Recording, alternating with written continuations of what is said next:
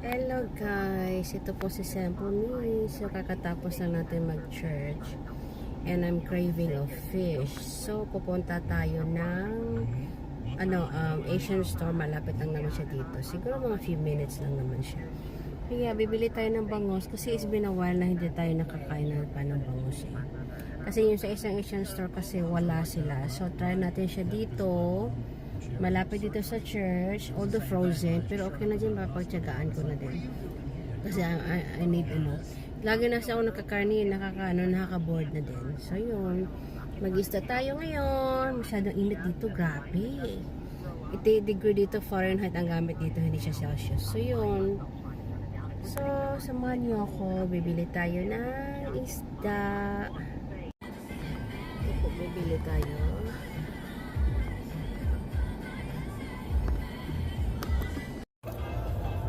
Guys, nakabili na tayo ng isda. Ay nako, gumastos na naman tayo na pera, but oh well, kailangan eh.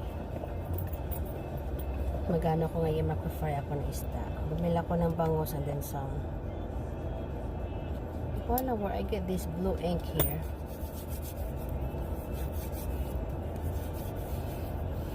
Okay, pauwi na tayo. Ito po yung place.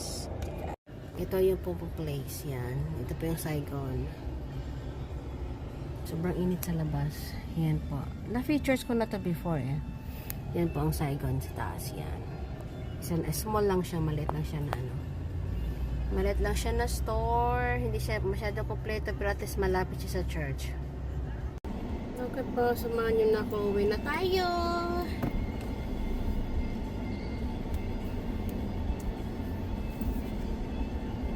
Going home. Tapos na tayo mag-spend ng pera. Nagkikrave lang kasi ako ng isda sa ngayon. So that's good for me for for 1 week siguro yun. Ayan. Okay, ito na tayo.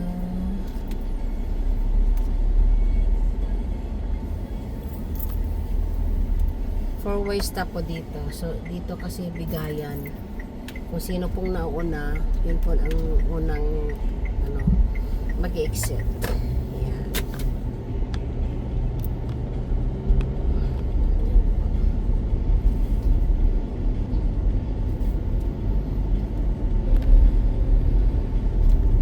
Amoy isda ng natin, kamay natin. It's okay.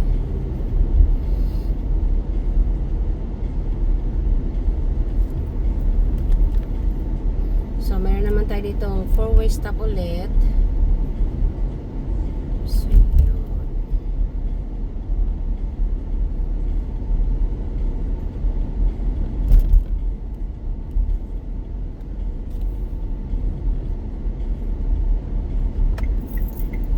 Yep, another 4-way stop. Pag Sunday kasi hindi masyadong hindi siya masyadong busy. Okay, so walang So, dito na tayo. Paliko na. Dito guys, pag school days, halimbawa time na ng mga bata pa, yung flash, maka-flash yun. So, ang limit lang talaga dito, 15. Pag may Pero wala kang makikita ditong naglalakad ng mga estudyante. Pero pag naka-flash na yun, ibig sabihin, kailangan mo mag-slow down. Yan, may nakalagay na end school zone. So, ibig sabihin, pwede ka nang balik ng 30 to 35. Ganun. So, far ngayon sa 31 ako eh. Yan. Pero pag Sunday, wala namang klase. Walang pasok yun. Yan po. Tayo'y pauwi na. Hindi pa na masyadong gutom. So, magluluto pa tayo ng isda. Mamaya. Itutawag ko lang siya kasi siya.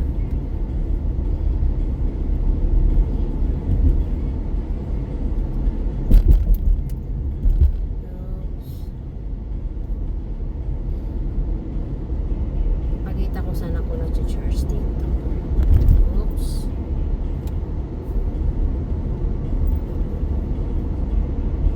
Yan yan mga apartment niya sa kabila.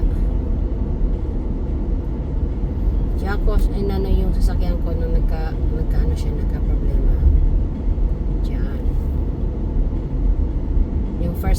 maging driver. I'm not really a good driver, but first nila naman, pag first time, like ka nagkakamali, yun. Nasagid yung sa side ko, gumastos ng malaki. May insurance naman ako, but I don't wanna use it kasi pag ginamit mo yun, ay nako, the next payment, yun, laki ng babayaran mo, ganun dito.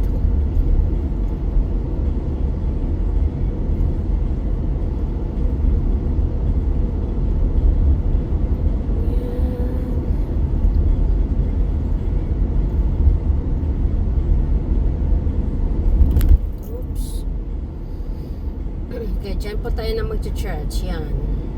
Dito po, dyan sa kabila. Yan, Lemoyne Baptist Church. Yan ako na sa church.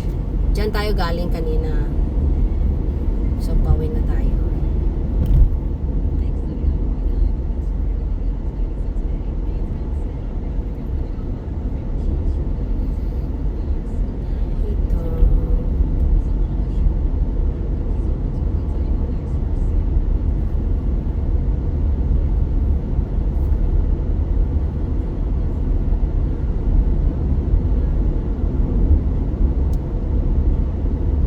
Sunday hindi masyadong traffic, pero sa sa mga stores ay daming tao, especially sa Walmart, yun, daming tao doon.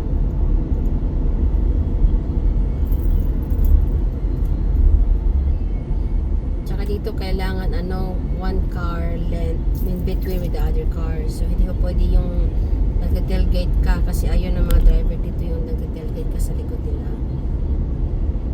Ganun dito.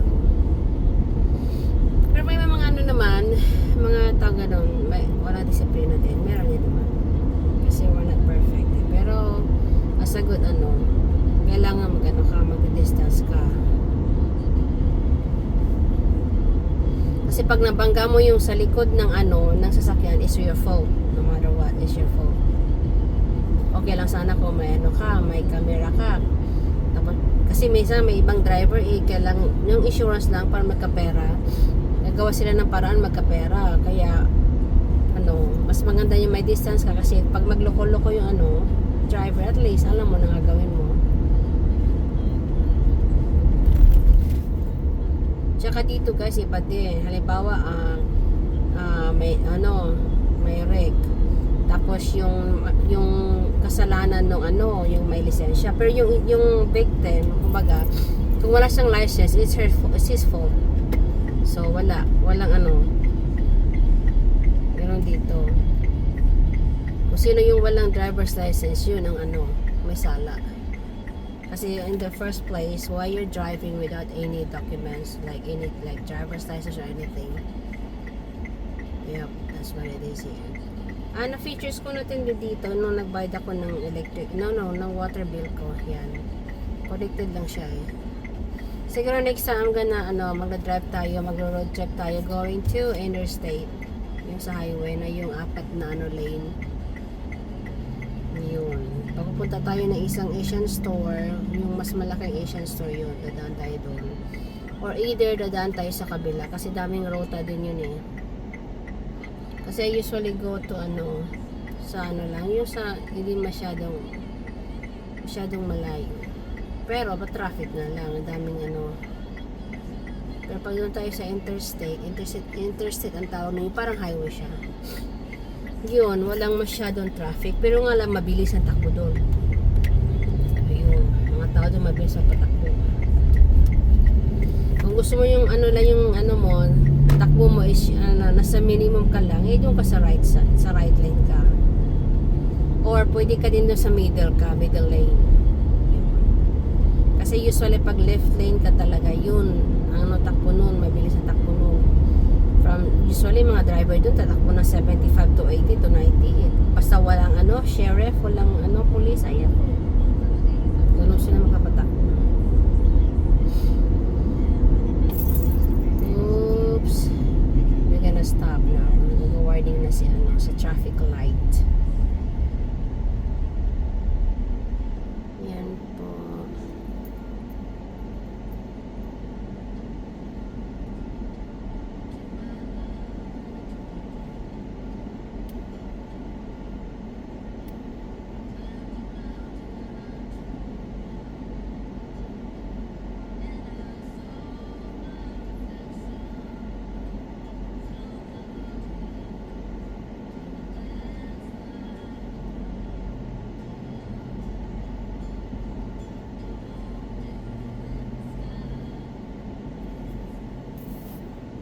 Sobrang init, 92 degree Fahrenheit dito. Yun ang gamit namin dito ha, Fahrenheit, hindi Celsius. Pag sa ano naman, sa takbo, halimbawa ito is miles. Ang ano, sa Pilipinas is kilometers. Dito kasi miles. Tapos when it comes sa timbangan, ang gamit namin is pounds, not I think kilogram ata. Kilos, yeah, kilos. So, sa amin is pounds. Yun kami dito. Tapos when it comes sa ano, yung sa mga measurement ng mga fabrics, we're using yard, not meter. Yun dito. Ganun po dito, kalakaran. Yeah.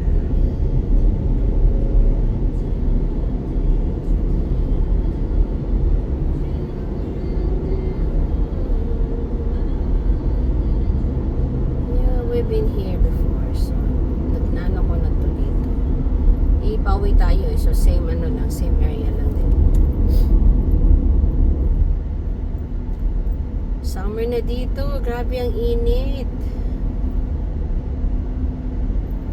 Super.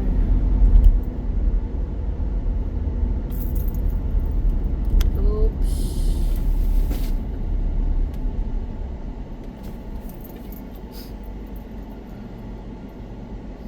We need to stop. Mabutan tayo eh.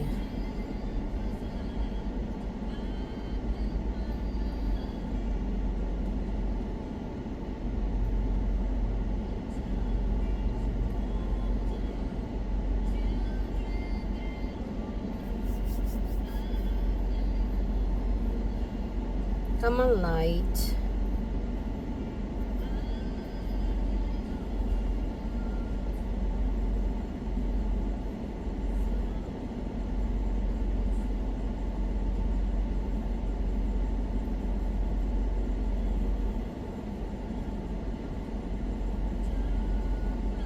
Haba na ng ano, haba na ng traffic. Dati wala tong traffic dito. Wala siyang traffic lights. Tapos noon, medyo busy kasi itong kalye na to. So yun, nilagyan na siya.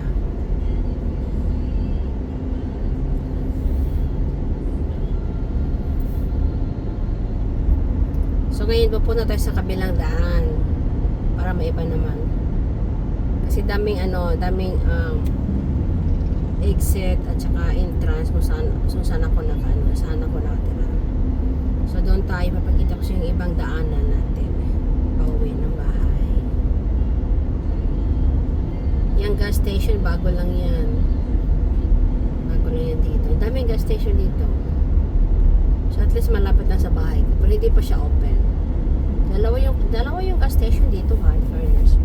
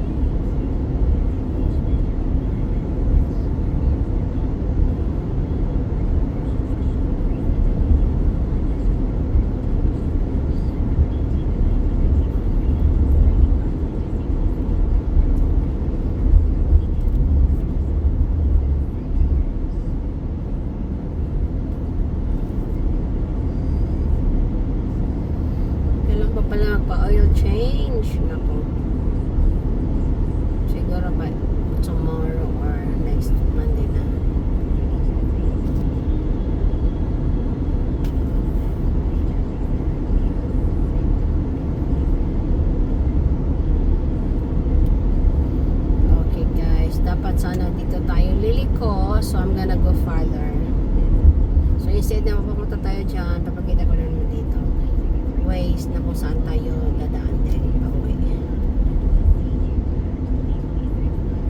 Ayan po. Pwede tayo dito dadaan. Ayan. Dito po tayo. Ayan, ibang ano to, daanan din. Every Wednesday yan, pipick upin yung mga basura. Yan po yung mga ano namin, kaya dito.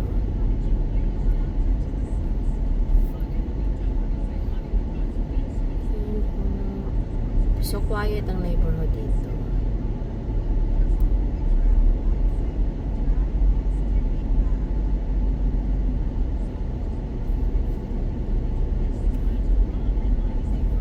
Yan po, pag yung mga toys na nilalagay sa labas, ibig sabihin basura na po yan. So nasa sa inyo na yun, kukunin nyo.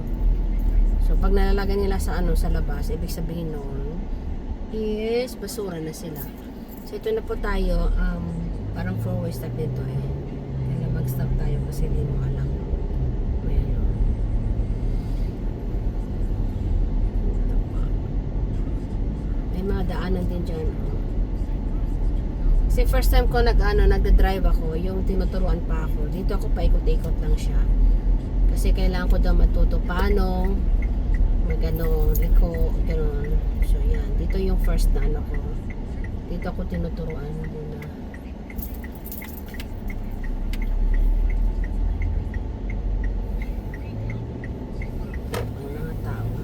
Kami po ang umiiwas sa mga tao dito.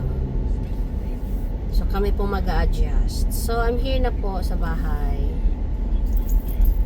Ayan, I'm home na.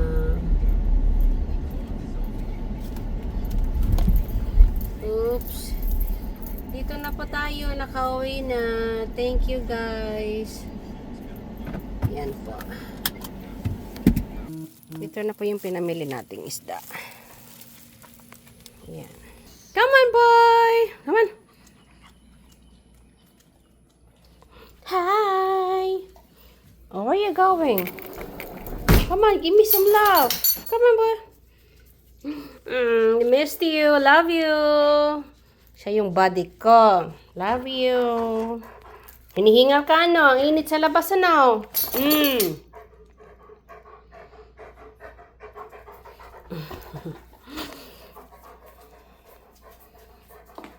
Taman. Doon na po may bangus na tayo. Frozen. Wala na silang fresh. Iwa ko alam. Hindi ko alam ba't wala silang bangus. Ito ang laki ng bangus. Tapos, meron pa tayong ganito. May tilapia tayo. Guys, alam nyo, $5 yan. Ano ba yan? Tapos, meron tayong, ewan ko anong klase isda to. Basta binili ko na lang. Yan. Iano ko to, fry ko siya ngayon. Ituto ko siya. Yan, pabinili ko. Tsaka bumili na din tayo ng cherries. Yan. One of my favorite fruit. Okay po, yun na lang po. So, thank you for watching my video. Hoping everyone have a good day and happy Sunday, y'all. God bless everyone.